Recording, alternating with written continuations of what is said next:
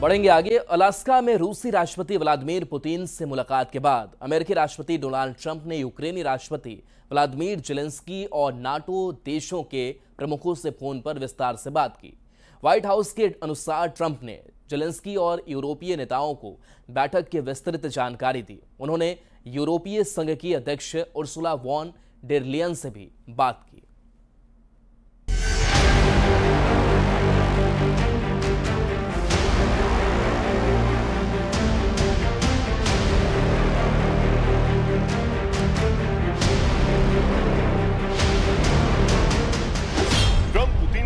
मुलाकात, शांति पर अटकी बात। ट्रंप और पुतिन के बीच 3 घंटे की बातचीत, अभी सहमति नहीं।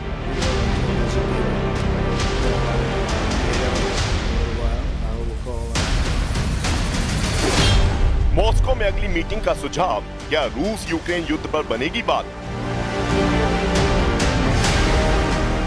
करीब 7 साल बाद ट्रंप और पुतिन ने एक दूसरे से मुस्कुराते हुए हाथ मिलाया। अमेरिका के अलास्का में हुई इस महामुलाकात पर पूरी दुनिया की नजरें थी। खासकर इस बातचीत के बाद रूस और यूक्रेन के बीच चल रहे युद्ध में सीज फायर की उम्मीद थी। लेकिन ट्रंप और पुतिन के बीच रूस यूक्रेन युद्ध को लेकर बातचीत भी हुई। इसके बाद हुई ज्वाइंट प्रेस कॉन्फ्रेंस में अमेरिकी राष्ट्रपति ट्रंप ने बातचीत को बेहद सकारात्मक बताया, लेकिन ये भी कहा कि बातचीत से कोई नतीजा नहीं निकला। इसका सीधा मतलब ये है कि रूस यूक्रेन युद्ध में सीज फायर को लेकर कोई समझौता नहीं हुआ। Very much, Mr. President. That was very profound, and I will say that I believe we had a very productive meeting. There were many points that we agreed on. Most of them, I would say, a couple of big ones that we haven't quite gotten there, but we've made some headway.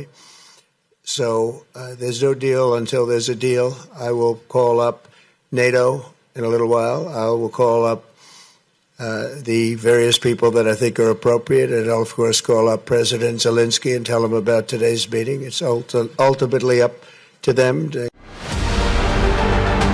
विश्व की 2 महाशक्तियों के राष्ट्रीय अध्यक्षों की इस महामुलाकात में रूस Ukraine युद्ध पर बातचीत भले ही सीज फायर के समझौते तक नहीं पहुंची, लेकिन रूसी राष्ट्रपति व्लादिमीर पुतिन ने कहा कि वो इस बात से सहमत है कि यूक्रेन की सुरक्षा सुनिश्चित की जानी चाहिए। And I agree with President Trump, as he has said today, that naturally the security of Ukraine should be ensured as well. Naturally, we are prepared to work on that. I would like to hope that the agreement that we've reached together will help us bring closer that goal and will pave the path towards peace in Ukraine. We expect that Kiev and European capitals will perceive that constructively and that they won't throw a wrench in the works. दरअसल Donald Trump लंबे समय से दावा करते रहे हैं कि अगर वो व्हाइट हाउस में होते तो पुतिन यूक्रेन पर कभी आक्रमण नहीं करते, और इस मुलाकात में रूस के राष्ट्रपति ने इस बात की पुष्टि भी कर दी। पुतिन ने पूर्व राष्ट्रपति जो बाइडेन का नाम लिए बिना उनकी आलोचना की और ट्रंप के स्तर का हवाला दिया कि युद्ध रोकने के लिए उनकी मौजूदगी ही काफी है। Я помню, что в 2022 году во время последних контактов с прежней администрацией я тогда пытался убедить своего прежнего американского коллегу в том, что не нужно доводить до ситуации